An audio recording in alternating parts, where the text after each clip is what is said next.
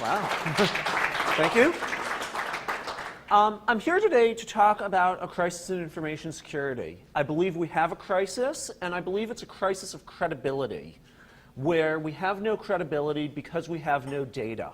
And because we have no credibility and no data, we have a major set of problems that underpin everything that we do. And I'd like to talk to you about this crisis, where it comes from, and what we can do to get out of it.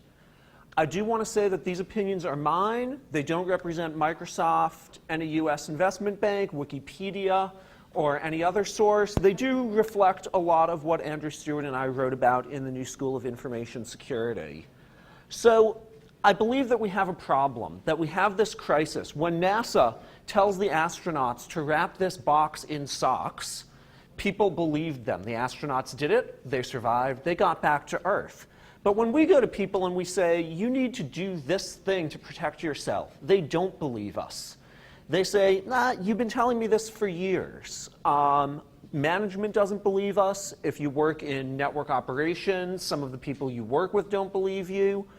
And we have a major credibility gap. Now, some people disagree with me. They say that we're making progress. And this is a graph of the progress that we're making. It is incidents reported to US CERT in fiscal years 2005 through 2007, as reported by GAO. And it went from about 3,000 to about 14,000. So really, I don't know how much progress like this we're able to take. I think any more progress like this, and we might all go mad. Now, one thing you might say is this is the wrong thing to measure. That you shouldn't be looking at incidents reported to US CERT. You should be looking to some other measure to decide whether or not we're making progress. And I agree with that. I actually think that what you measure is what you improve. And a lot of my thinking in this is actually influenced by this great book, Moneyball. Have people here read Moneyball? Very few. Andrew's going to hurt me for this, but go out and buy this book before you buy ours. It's that good. What Moneyball is about is how baseball statistics are measuring the wrong thing, and how by measuring different things, teams actually manage to do incredibly well relative to their budget. So highly worthwhile. Michael Lewis, you might know his writing because he writes a lot about the financial crisis. So I would recommend this book. And I think it's also important to say we work very, very hard in information security. We often work much harder for the results that we get than we need to work.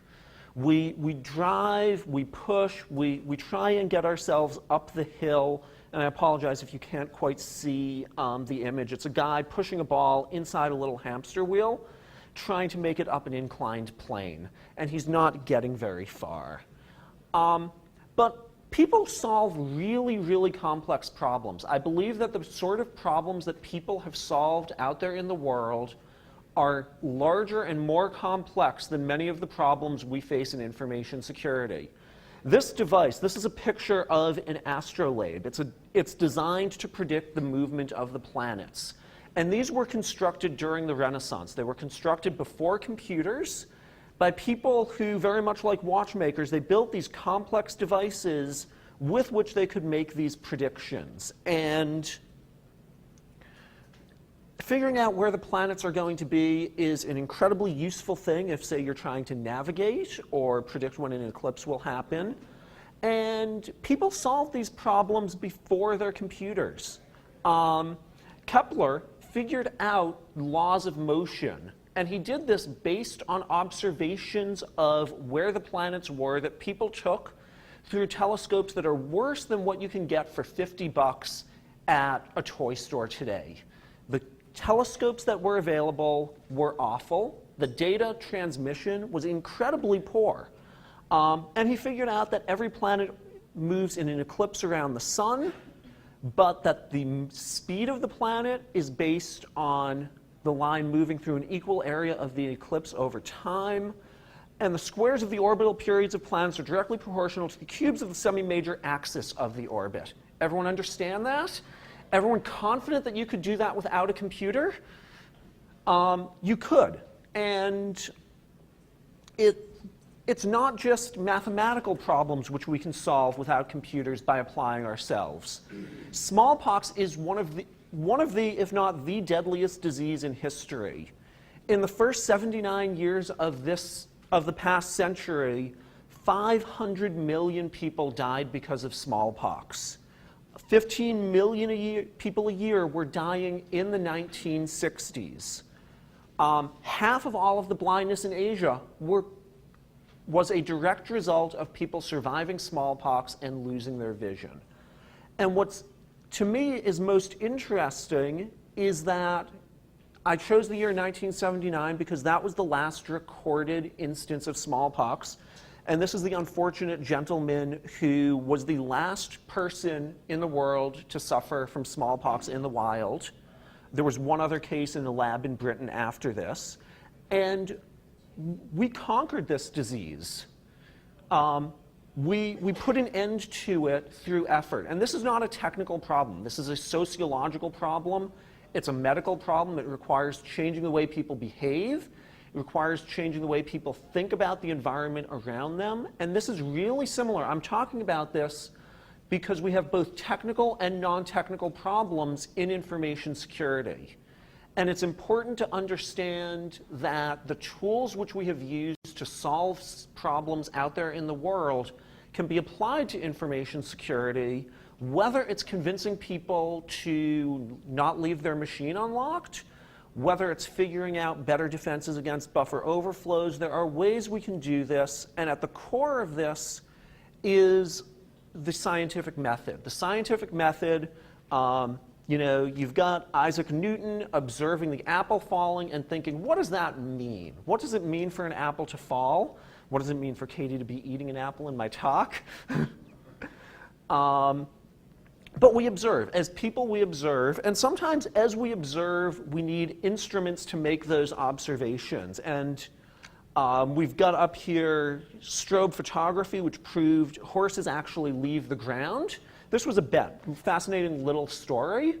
Horses leave the ground when they're galloping. None of their feet are on the ground at given points. And two guys made a bet over that.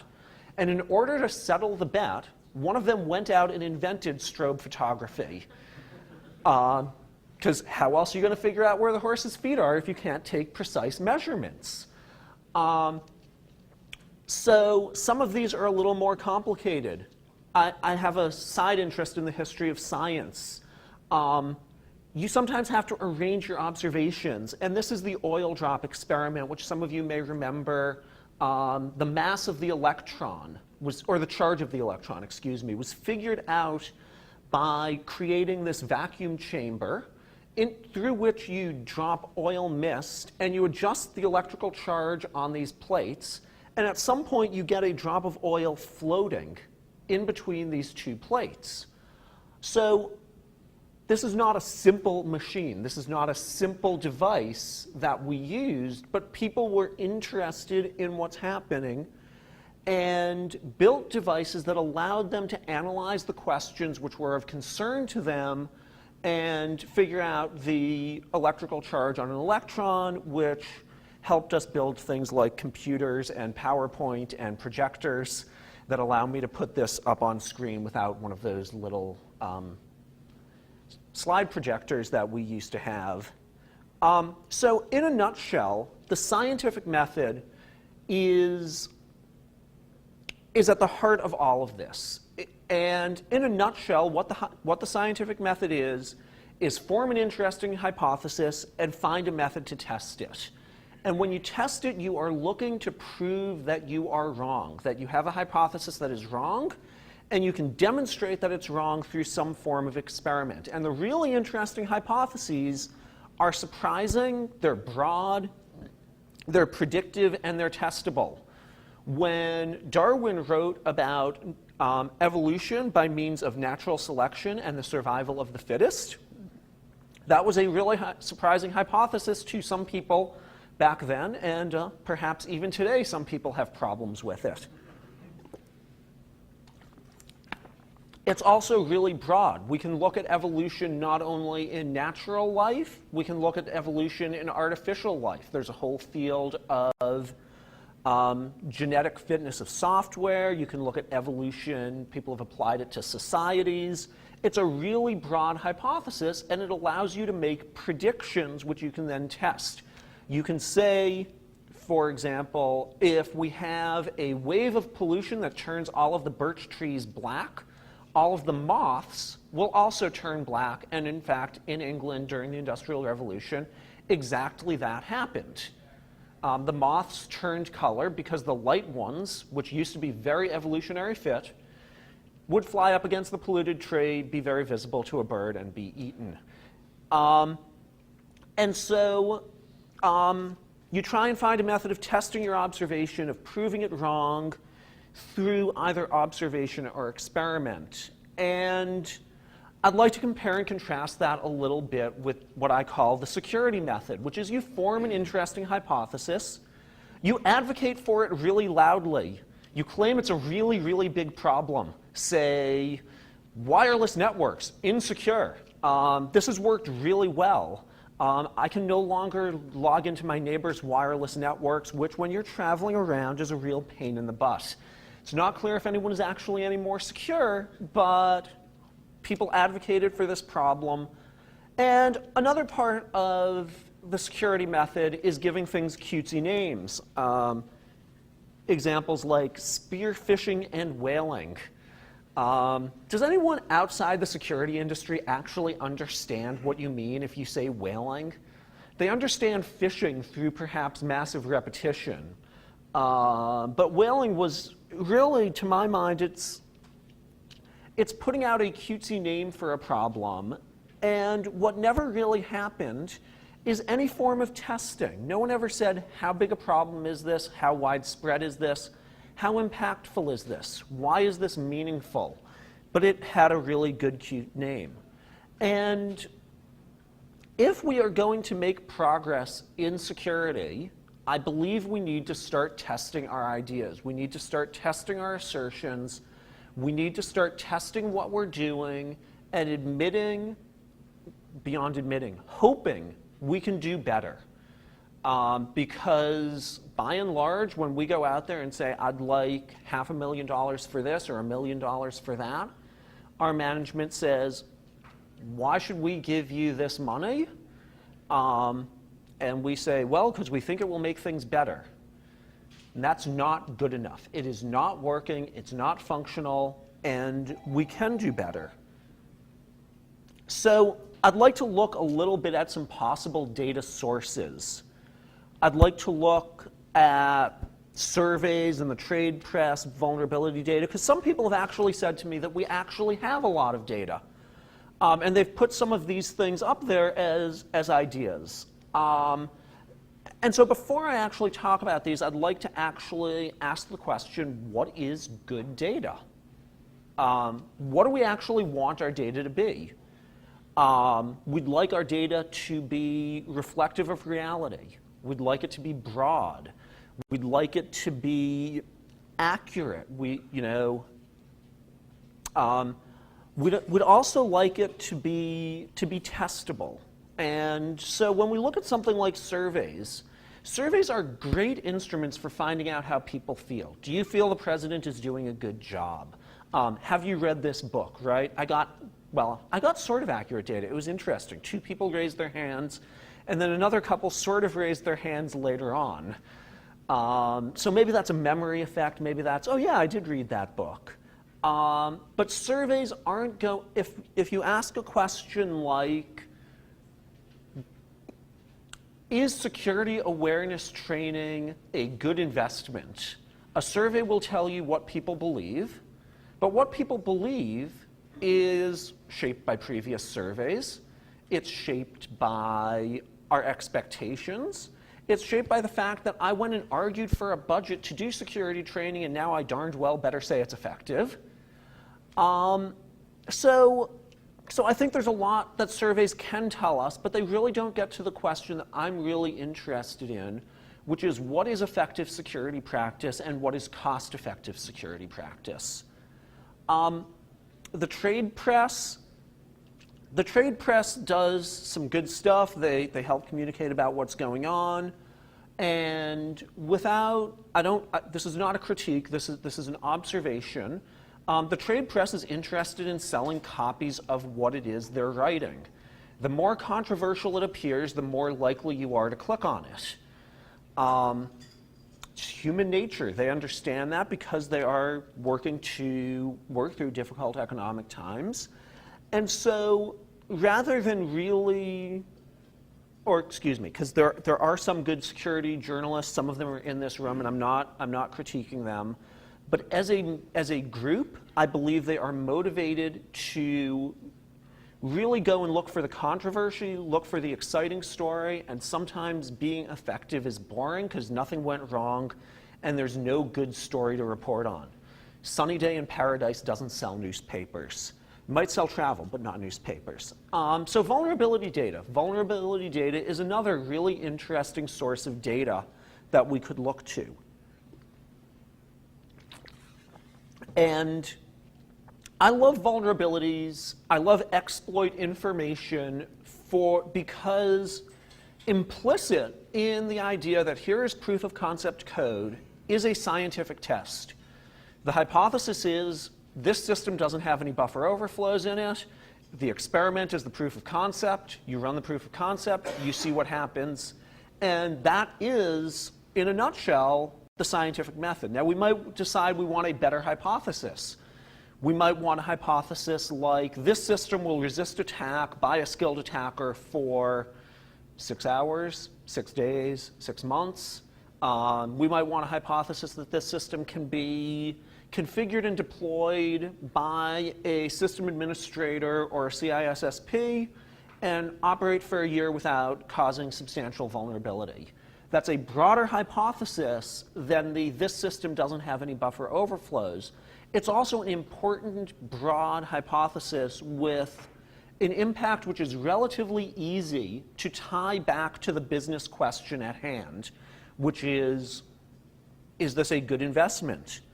HoneyNets are another really important source of data, and I love what the HoneyNet project is doing. If you're not familiar with it, a HoneyNet is you put a system on an isolated network, you watch what happens. Because there's no legitimate use of that network, everything on it is a problem, and so you get to observe problems. Now, this is great. We get to actually observe problems. We can learn things from that. But then there's a difference as we move to a situation in which we actually have human beings using the computers. They might do things like write down their passwords. I've never seen a HoneyNet with the password written on a yellow sticky. But that might be an interesting problem in operations in real systems. So HoneyNets are great, but they're not as broad as we'd like. People also tell me that their personal experience can be a good guide. And I don't disagree, but I do question how broadly we can learn from each other's personal experience.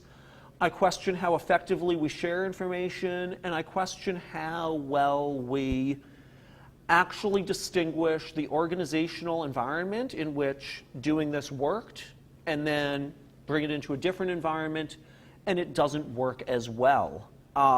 So experience is useful, but it's not as useful as actually being able to test things.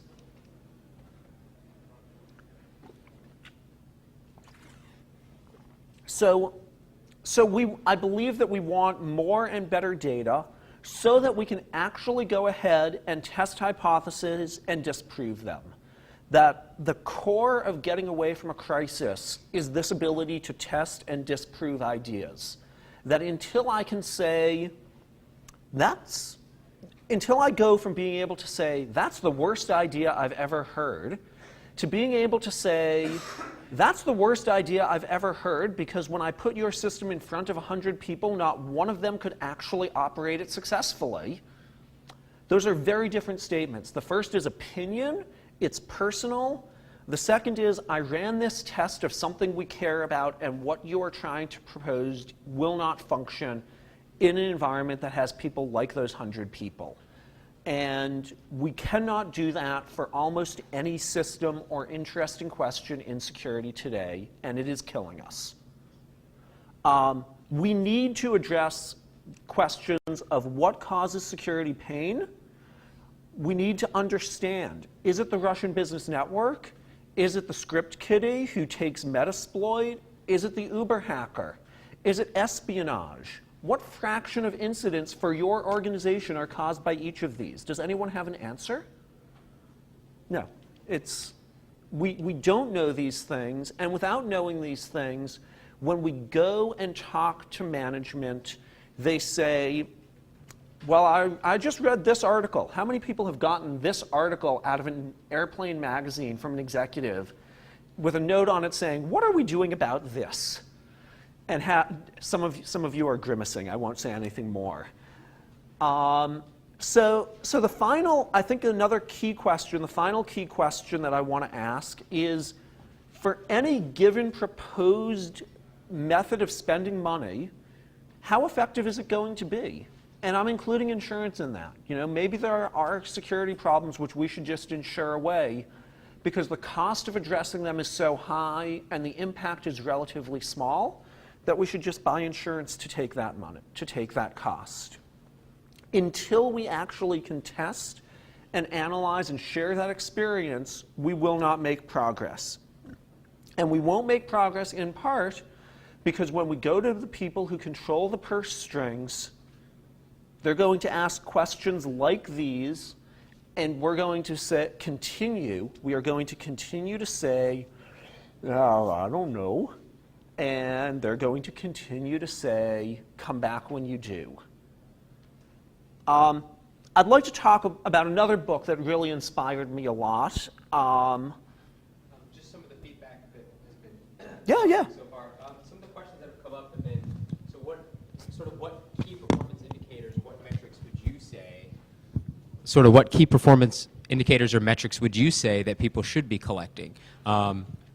Also, one of the things was, why not more blame for the folks who produce crap? One of the questions that came up.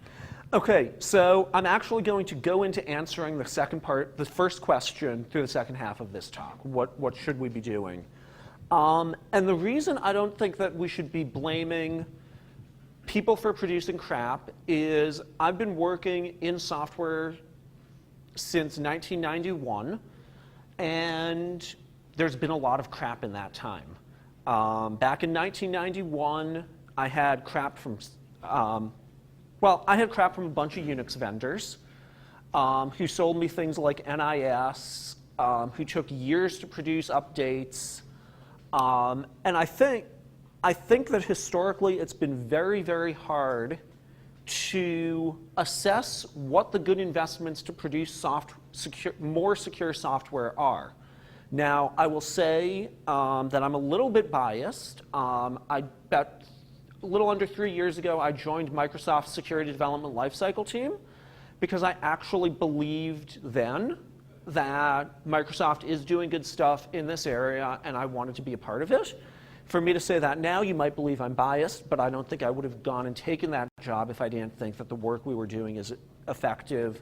We do have numbers, but I'd prefer not to say things which you might take as a vendor pitch here in my answer, but rather say, I think we are improving.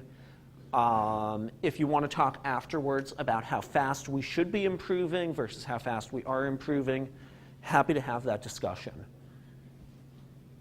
Actually, I just wanted to ask a question about the crap. Uh-huh. I thought that was Marcus. I don't think it's much security problems with the software, but software which makes it hard for the users to use would lead to security issues. Software that is hard for the user to use. It is really, really difficult to design effective tests. There's a great little workshop series called SOUP, Symposium on Usable Privacy and Security, where they are struggling in really interesting ways with how do you do an effective test of what it means for a user to sit down in a lab and resist a phishing attack. There's all sorts of complicated scientific methodological questions about am I using my real account and treating that as I would? Am I using a fake account, in which case I don't care and I may just blow by the security stuff? So to answer your question, I think people are testing this stuff. We will learn how to do it.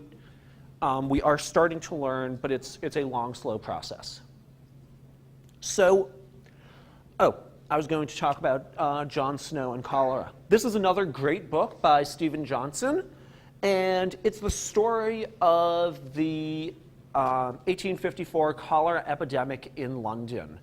And this is really interesting to me because for a couple of reasons. One is Jon Snow actually mapped out where deaths were happening, and he did this because there were death notices in the newspaper, and he started going into these neighborhoods where people were experiencing this disease and talking to them about what they were seeing.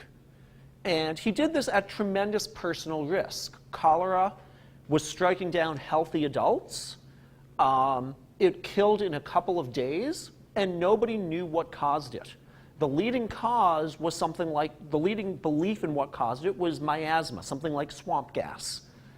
Snow believed it was infected water, and famously removed the handle of a pump on the Broad Street well, and the rate of infection fell a little bit faster than it was falling before. So this is interesting because there's public data, there's a willingness to go out and really dig into the data, and I think that over the last few years we've seen a very interesting source of data become available, and that's breach data out of California's 1386 and other state laws. David Mortman talked about this morning. Last week I was at a symposium at the Berkeley Center for Law and Technology on data breaches. There was some news in that on Wired and the new Assembly Bill 20. So we're really starting to see these laws become pervasive with the HITECH Act, with laws in other countries where we are requiring notification to people that someone suffered a security breach. And the goal of these laws was to reduce the impact of ID theft and to encourage companies to spend more money on information security. And I think the real unexpected benefit that we've gotten from these laws is not, we can argue about whether or not they've reduced ID theft, but what they have done is they've given us an opportunity to study what goes wrong. And here I'd like to say thank you, ChoicePoint, because ChoicePoint probably, after they were conned into giving over data on about 140,000 people, proceeded to do everything else wrong that they could for a couple of months and drew massive media attention to these laws. And another thing that attention did is, this is a graph of the passage of the laws. The first one was passed in September 2002. The ChoicePoint incident happened, and all of a sudden other states started passing laws because state attorneys general were saying, well, why are only California residents required to be noticed? Shouldn't people in my state have to hear about this as well? And so ChoicePoint was instrumental in bringing breach laws to most of the United States. And having watched over the last few years what these laws do, there's a whole bunch of observations we can make and hypotheses which we can test. The first key observation is that the sky doesn't fall. There are 1,500, 1,800 breaches now in the data loss DB, and in that there are 2 companies which have gone out of business. A lot of the other fears that people have not materialized. Customers don't tend to flee. The Ponemon Institute publishes numbers on this, and after most breaches, the customer churn rate is on the order of 2%. No one wants to lose 2% of your customers, but that's not what people would have predicted 5 years ago. And in fact, if you watch many security mailing lists, you will continue to see people make the assertion that if you have a breach, all of your customers will leave. I find that really astounding, given that we have a data set that people are analyzing and actually demonstrating that it doesn't happen. And without wanting to pick on anyone, I look at it as an indication of just how deep this crisis goes and just how much it has impacted our thinking, that we don't even try and study these things, that it is acceptable to go out in public and make statements like all of your customers will leave after you suffer a breach, when there is direct contradictory evidence freely available to anyone who bothers to look for it, and people like me who will jump on you and point that out. Companies going out of business, by and large, not happening. Now, if you look at the headlines today, there are a lot of reasons that companies are going out of business. Information security failures are not on the list. Massive lawsuits. There have been about 210 class action lawsuits filed as a result of these breaches. Saw a very interesting presentation on Friday by one of the lawyers who's defended about 60 of these. And most of these lawsuits are getting dismissed before the discovery phase. There is no evidence of harm in the sense that the courts require it, which is you were impacted by this, your identity was stolen, here's a direct cost. Setting up the causal linkage turns out to be incredibly difficult. And I'm just going to throw in an unjustified, untested hypothesis as someone who's looked at an awful lot of this data lately. All of your counterexamples are outliers. Feel free to prove me wrong. It's a testable hypothesis. If you have a counterexample that you'd like to bring up, I will, well, not very happily, but I will take professional responsibility and admit it when I am wrong. But really, TJX, ChoicePoint, Card Systems are a very few, and I apologize, I didn't update the number on this slide. It's better to talk about these problems than not. And there's this Tylenol bottle, which is sitting over on the side, because I think that the example of what happened to Tylenol in 1982 is tremendously important. 7 people died in Chicago because of product tampering with Tylenol. The Tylenol company pulled its products off the shelves. They said, we're going to figure out what happened. They've applied these tamper-resistant seals. I actually looked really hard for an old Tylenol bottle online, but the internet has a short memory and I couldn't find one. But 7 people died. They never caught the guy who did this. How many of you have taken Tylenol in the last month? How many of you remembered this? Well, you're information security geeks, what can I say?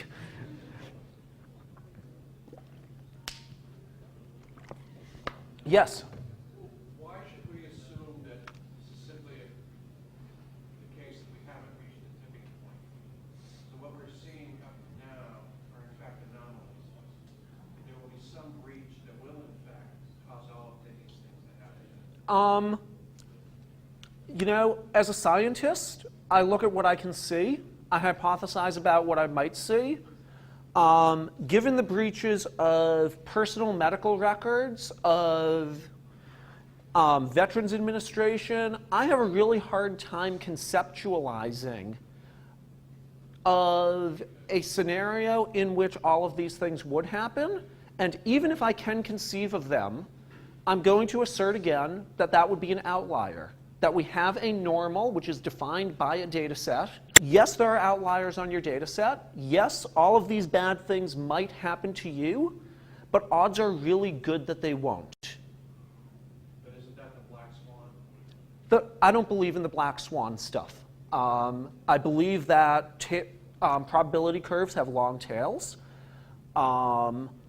I believe that, yes, things might surprise you in the future, but an awful lot of what happens in the world is predictable and analyzable. The sun might not rise tomorrow, but most of us don't spend a lot of time worrying about that. The eclipse might not pass off to the other side of the moon, but we don't spend a lot of time worrying about that. And as an engineer, I can point out that there are thousands of issues happening today which we are not addressing, and that our failure to address them, yes, if you would like to go searching for a black swan, please, be my guest. I'd like to solve the problem at the middle of the bell curve. David, then Marcus. I would say you could argue that card systems going out of business as a result of the breach was not because of the breach notification quite easily. Yeah, a good point, yes. So, I mean, a good point. That just because you have a breach, you go out of business, is not necessarily because you told everyone you had a breach. I mean, Visa figured it out pretty quickly on their own. Minor in on black swans, they've been being mismarketed. The whole notion of a black swan is the observation and probability distributed. The distributions have an extremely long tail, and you don't know where it is. A fine point. There's a marketing problem, and I don't buy into the marketing. Yes, there obviously are things that are going to be off the ends of your curve that are hard to analyze until you see them. Did you have a question, Adrian? Yeah, well, or a comment. Please. While I agree with the hypothesis, what I'm hearing you say sounds exactly like what I was hearing the financial model within Wall Street say, that, I want to solve this problem in the middle of the bell curve, and then we have something anomalous come along and the entire system falls down underneath. So. Yes, it's a great comment that what I am saying sounds an awful lot what the people on Wall Street were saying. To an extent, that's true. I think my question of our keynote speaker, that we had a bad risk management model in which the banks owned all the upside and the taxpayers owned all the downside, argues that in fact everyone knew exactly what was going to happen and chose to behave with that in mind.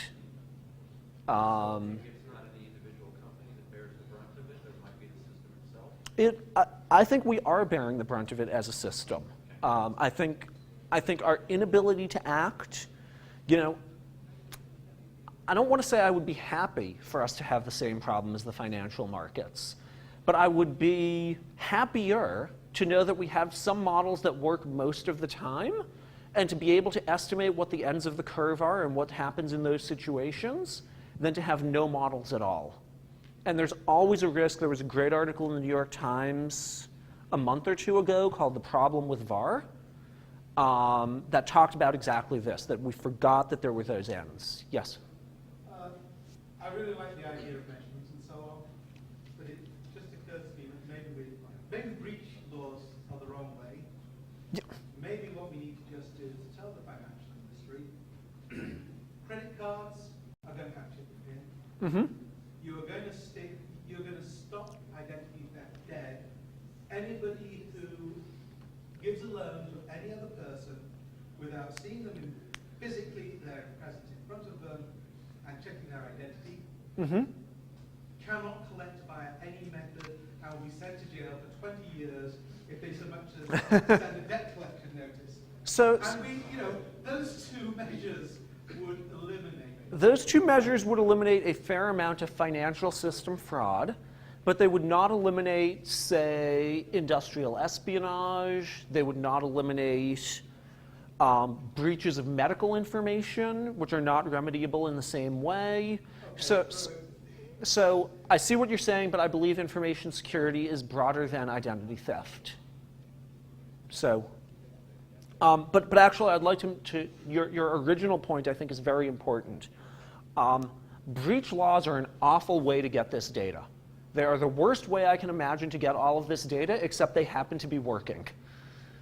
And given that we had tremendous resistance for all of these reasons to any disclosure of any issue, I will take what I happen to stumble across and hope to do better in the future. Yeah, but my concern here is that the breach laws are just a way of putting off the real solution to the problem. And it's kind of like, okay, work for fix the credit cards. Yep. We'll have a breach law. I think they're a step in the right direction. And then you. No, you and then you. Comment about the models, especially the Wall Street Journal article. People understood what the models were saying. Mm-hmm. Yep, people understand. The question, maybe the problem with models aren't making decisions by themselves. So, yep, the models are not making decisions by themselves. It's a great point. Yes? The breach notification laws may not be the solution to a lot of problems, but they certainly can help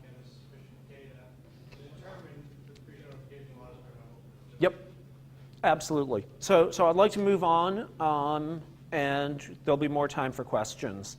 So what we can learn from the data, there's a lot of stuff, and I'd like to encourage all of you who have not done this to go wallow in the data for a while, to go look at what's there on DataLossDB, to go read some of the reports that come through on sites like Pogo Was Right or Educational Security Incidents, and really understand what is out there and use it as a way to test your own beliefs. There's really no substitute for getting your hands on this stuff and saying, ooh, that surprises me. And I'm actually really excited at RSA next month. We've got an entire track on Research Revealed, where a lot of people have gone and done exactly that and learned some really interesting stuff. So if you're at RSA, I would encourage you to come check out the Research Revealed track. Specific question about data loss. Yes. 25 to 30% of the breaches reported do not report the number of records. Yes. I happen to know why that is. 25 to 35% don't report the number of records. I believe that's because it is not clearly required by all of the laws. Okay, so how do you finesse that in your own interpretation? How do I process the data, or what do I do about it as a problem? Well, it's a problem of null values. I have never done, and I have a background as an environmental scientist where I did real field observations that involved sticking my hands in swamps and things. I have never seen great data that came out of any experimental process. There's always questions about validity. So you can say, if what I'm doing is dependent on this data, then I've got to throw those observations away. If what I'm doing is not dependent on the size of the thing, then maybe I can use the data. The data will be dirty, and I am much, much happier to have dirty data than no data. Well, I'm glad you said, I worked in medicine for a long time, and contrary to what people think, the data are very dirty in medicine. And as long as people understand there's probably no such thing as really clean data, then everybody can sort of play the same game. Yep.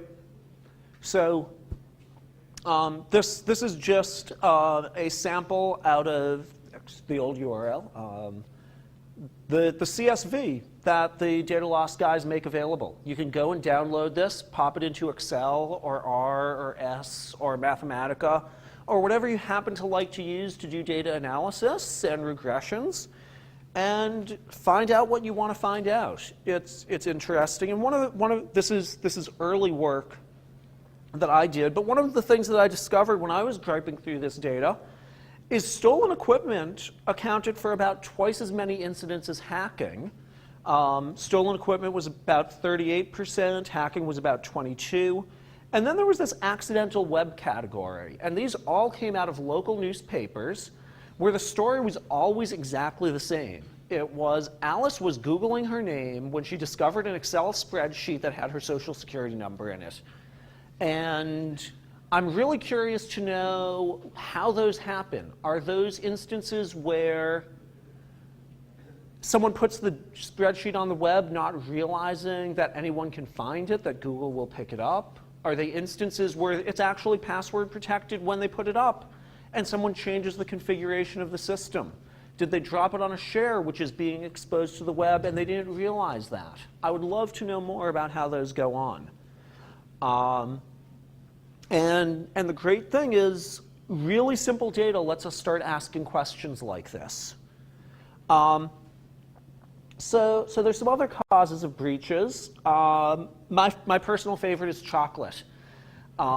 People have done experiments where they go and offer people a bar of chocolate in exchange for what that person asserts is their password. This has all sorts of methodological difficulties, but if your information security program doesn't take into account the willingness of people to give away their passwords, why not? 45% of women in this BBC study, or excuse me, this was reported in The Guardian, were willing to give away their passwords. So breach data is a step forward, but it's not the only step that we need to take. It gives us something like random sampling, which is a huge step up from surveys. We can start to look at what problems we can apply it to. We can start to ask how we analyze the data. And we can learn that the sky hasn't fallen and that we're gaining credibility as we talk about these problems. But there's another issue that I think intersects with the unwillingness to talk about problems, and that's how we talk about them a little bit. Introductions to information security. How many people took an intro to information security course in university? And if you did, you probably learned about something like operating systems. You might learn a little bit about development activity. You probably learned about Salzer and Schroeder and Bell LaPadula and Biba integrity models, right? Some of you. You might learn a lot about RSA and AES and other forms of cryptography. These are slides that I pulled out of the top 2 things when I was looking for an introduction to network security coursework. I did a search for educational institution intro to network security, and it's all about crypto. But there's other things at work here. Computers are a product of computer security is a product of human interaction. Nobody cares at a mathematical level about phishing. It is really hard to express it effectively in mathematical terms which shed light on the issue. But there's other forms of science which are not mathematics. You can look at markets. People study markets that work and markets that don't work. There's a whole field of security economics that people are opening up. And they're looking at things like passwords. There's great stuff about compliance budgets, by which people mean the human compliance budget. How much of my day can I spend wasting time entering passwords? There's sociological issues of, if you walk down my hallway at work, you will notice that every single one of the computers has its screen locked. This is not because there's any sort of automatic screen locking in place. It's because if you don't lock your screen, it's perfectly legitimate to sit down and do whatever you want to that person's computer. And you can't complain when it's done to you. Usually this takes the form of sending email declaring your love for someone. It's also taken the form of replacing screen backgrounds, rootkitting each other's machines. Hey, I work in security. You're expected to know how to remove this stuff. So we can study the economics of this. We can look at things like Nash equilibria as a window, and I'm running a little short on time here, so I'm going to go a little quickly. But Nash equilibria, if you've seen the film A Beautiful Mind, it's about why it's hard to break out of certain types of technology situations or market situations. We can look at things like chasm crossing, which comes out of a guy named Jeff Moore who studied how markets work. Most security startups that I talked to 5 years ago had never heard of that book. If you're trying to build a startup and you haven't read Jeff Moore's book, you're doing several things wrong. Number one, you haven't read his book. Number two, you have the wrong set of advisors. And I'm very confident in those statements, but I can't prove them, so what the heck. We can also look at insecure software as, why do people buy crap, going back to David's question. Part of the answer may relate to the transaction costs of evaluation, right? How much does it cost to evaluate a piece of software against some set of criteria? I actually know the answer in relation to my employer software. We spend a lot of money evaluating it. We would love to spend that money in other ways. Psychological issues are also really important. There's an area of psychological study called risk compensation or risk homeostasis. You've heard about this if you understand why anti-lock brakes actually increase accident rates. You put anti-lock brakes into a car, people believe they can stop faster, they drive more aggressively, and they drive so much more aggressively with anti-lock brakes that they actually cause more accidents. This is based on a study in Austria where they did this to half of all the taxi cabs in the city. So they had a homogeneous population of drivers in a single place. You know, we can actually study issues like what causes car accidents because we report on the data. We can apply scientific methods, and we can learn things. Oh, anti-lock brakes aren't as good an idea as I might have thought. We can look at spending as well. Spending is really interesting. Where do people put their scarce resources? That tells you what they actually care about. There was this thing going around a few years ago that businesses spend more information on coffee than information security, and how awful that was, right? Businesses obviously care more about coffee than information security. Well, is it a bad thing? Are businesses going out of business because they're not spending on information security? Would businesses get a substantial productivity hit if they didn't fill their employees with coffee all day?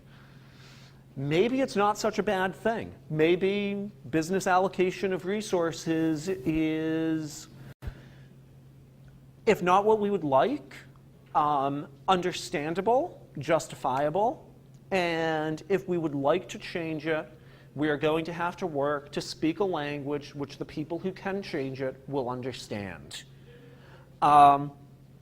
Definitely don't have time to go into Gordon and Loeb's 37% number. Gordon and Loeb are professors at the University of Maryland Business School, and they did some very interesting work which shows with good mathematical bases that you should not spend more than 37% of the value of an asset to protect it.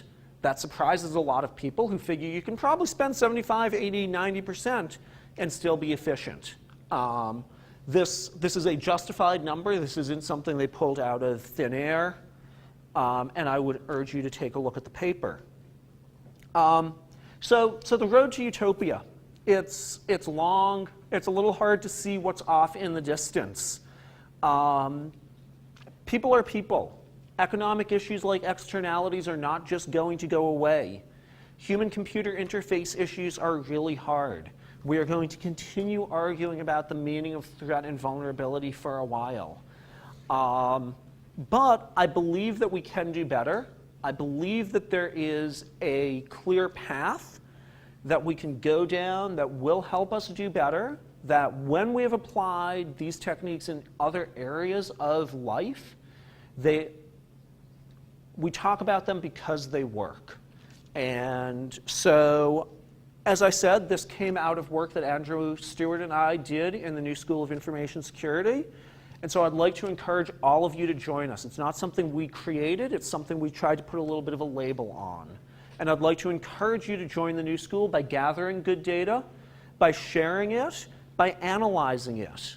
I'd like to encourage those of you who are in academia or in industry to change how you teach things, change what you are talking about as you are talking about security, and change the questions that you are asking. You know, my slightly snarky question this morning, or comment about bankers understanding risk, comes because I now spend most of my time reading economics and sociology rather than reading information security, because the things I learned from those other disciplines I bring back and I get to sound like I'm smart or something. And then make money from this stuff. People like Verizon Business, who are releasing their data breach report, people like the Ponemon Institute, who are doing analysis of what happens to companies. You can make money gathering and analyzing data, and you can build credibility for yourself by giving most of it away. So I believe that there is a tremendous and exciting future, and I'm looking forward to it. Thank you.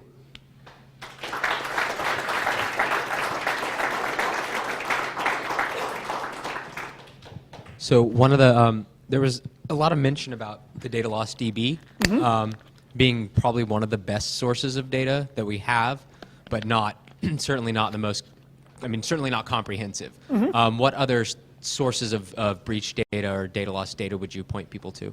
So there's the Data Loss DB, there's the Verizon Business Report, there's the Ponemon Institute. Excuse me? PrivacyRights.org. There's a couple of things which are coming out in the next month or so. Does the Privacy Rights Clearinghouse actually do their own data anymore, or do they still pull from data loss? I believe they are collaborating between privacy rights and data loss, so the data is getting more and more similar. We have a data loss guy here. If he isn't feeling too shy, he can speak up and you can talk to him directly. Is he in the room? He is in the room. I have these bright, sorry. I have these bright lights in my eyes, so it's sort of hard to see if I'm looking that way. Other questions? Yes? How do you feel about the main breach report? How do I feel about the Maine breach report? I thought it was really interesting. What the Maine breach report is, the Maine Department of Financial Services got a set of data from various banks and decided to publish their analysis of it. They said, this is how much it cost for Hannaford. This is how much TJX cost.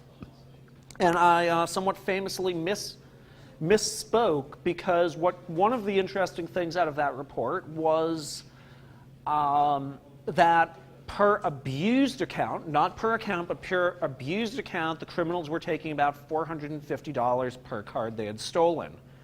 I thought that was a really interesting number. I spoke a little sloppily, but little bits of new data give us new information which we can use, which we can say, okay, if these people are taking $500 per card, maybe dropping my credit limit from $10,000 to $2,000 isn't going to be impactful. So why is my bank doing this and saying it's a result of these breaches? So I am happy to look at new pieces of data wherever they come from. Other questions? No? All right. Well, thank you very much for your time.